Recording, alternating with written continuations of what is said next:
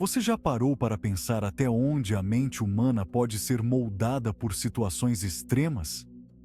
Parece algo distante, quase como uma teoria esotérica, mas o experimento da prisão de Stanford trouxe essa verdade para bem perto de nós.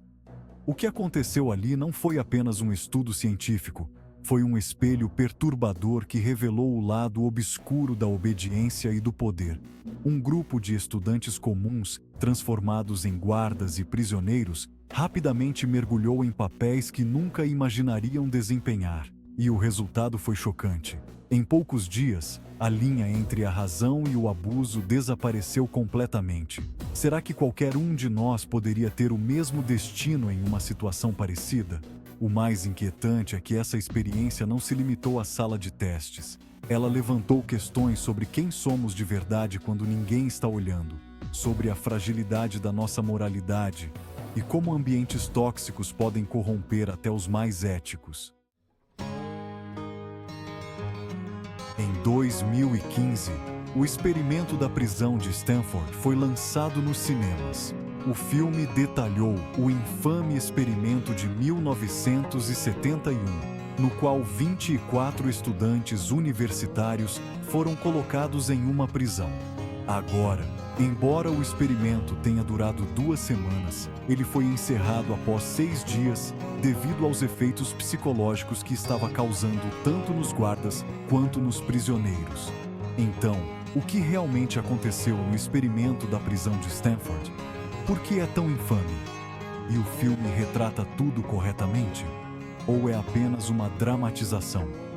Este vídeo explicará brevemente o experimento, seu impacto no mundo da psicologia e a controvérsia que ele enfrenta 45 anos depois.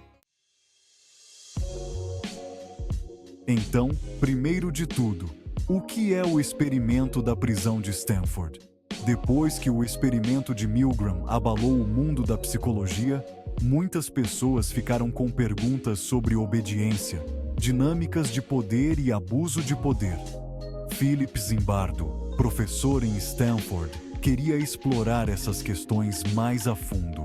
E com uma bolsa da Marinha, Zimbardo organizou o que ficou conhecido como o Experimento da Prisão de Stanford. Ele queria ver se o papel de uma pessoa poderia influenciar seu comportamento.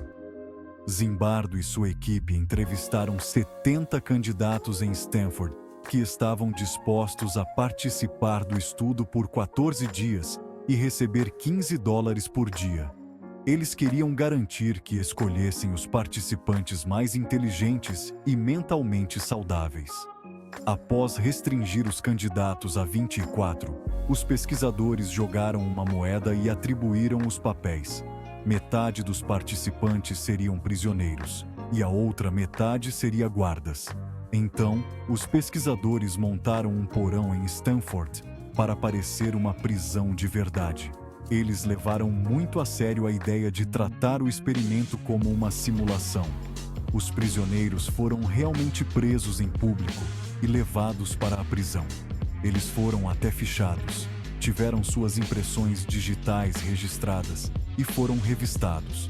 A equipe de Zimbardo também deu aos prisioneiros números que deveriam ser usados em vez de seus nomes verdadeiros. Eles afirmavam que isso ajudaria a dar aos prisioneiros um senso de anonimato e ajudaria no experimento. Os guardas tinham praticamente carta branca sobre como poderiam tratar os prisioneiros.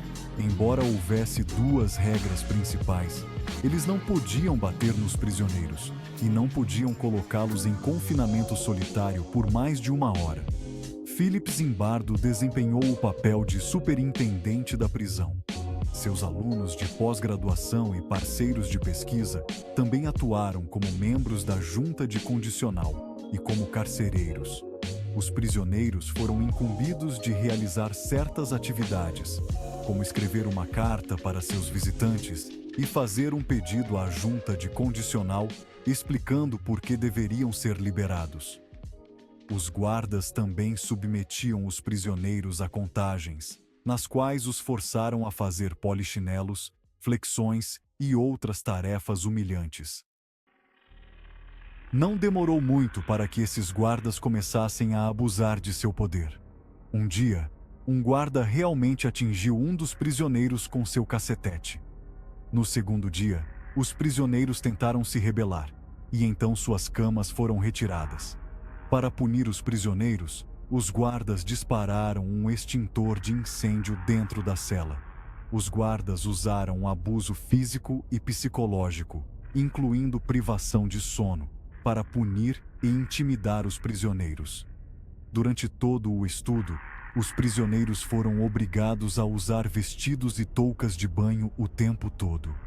Em determinado momento, os guardas colocaram sacos sobre as cabeças dos prisioneiros. Desde que o estudo terminou, ele foi comparado às ações no centro de detenção de Abu Ghraib. Zimbardo escreveu sobre o caso e seus paralelos com o experimento da prisão desde então. Então, por que esse experimento foi encerrado?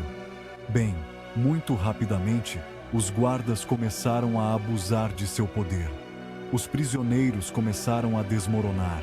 No terceiro dia, o prisioneiro número 8612 começou a chorar e gritar descontroladamente. Ele ameaçou se machucar e chamar um advogado. Para evitar danos psicológicos ou um processo judicial, ele foi liberado. Outros 2 prisioneiros foram liberados. Nos 2 dias seguintes, um prisioneiro se recusou a comer. No quinto dia, a namorada de Zimbardo, que era na verdade sua ex-aluna, veio visitar o experimento. Zimbardo e sua equipe estavam monitorando o experimento e desempenhando seus papéis nele 24 horas por dia, 7 dias por semana. E quando ela viu os horrores que estavam acontecendo na prisão, pediu a Zimbardo que encerrasse o experimento imediatamente. Ela até ameaçou terminar o relacionamento com ele. Bem, eventualmente no 6º dia, ele encerrou o experimento. Este experimento mostrou ao mundo quão rapidamente as pessoas podem abusar do poder quando ele lhes é concedido. Mas ele permanece como um dos experimentos mais controversos no mundo da psicologia. E há algumas razões para isso. A primeira é óbvia, e é o caso do abuso psicológico que os prisioneiros sofreram durante este estudo. É ético submeter seres humanos a esse tipo de sofrimento e trauma? Tanto que muitos não aguentaram participar até o fim. Agora, Zimbardo afirma que nenhum dos participantes sofreu consequências psicológicas de longo prazo, mas a questão ainda persiste. E nos últimos anos, críticos surgiram para dizer que os resultados não foram tão naturais quanto Zimbardo e sua equipe podem querer que você pense. Transcrições e gravações de áudio do experimento da prisão de Stanford mostram que a equipe de Zimbardo orientou os guardas. Disseram-lhes para serem duros para o bem do experimento. Até os prisioneiros podem ter fingido suas reações. Muitos críticos compararam o experimento a um drama, em vez de um experimento psicológico legítimo. Carlo Prescott, o consultor da prisão do experimento, também veio a público para dizer que os tratamentos mais cruéis do experimento não foram pensados e executados naturalmente apenas pelos guardas. Ele escreveu o seguinte em um artigo de opinião: ideias como colocar sacos nas cabeças dos prisioneiros, amarrar os detentos com correntes e usar baldes em vez de banheiros nas celas, eram todas experiências minhas na antiga seção espanhola da prisão de San Quentin, e que compartilhei fielmente com a equipe do experimento meses antes de começar.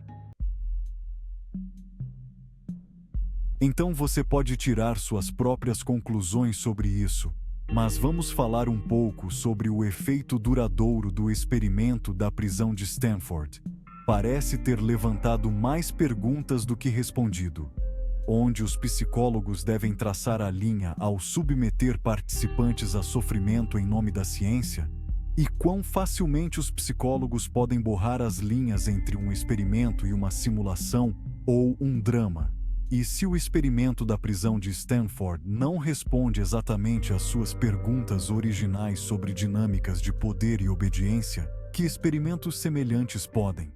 Depois de entender os detalhes perturbadores do experimento, fica claro que o comportamento humano pode ser moldado de formas que jamais imaginaríamos. Se você gostou desse conteúdo e quer continuar aprendendo sobre psicologia e experimentos como o de Stanford, inscreva-se no canal e ative as notificações. Assim, você não perde nenhum novo vídeo.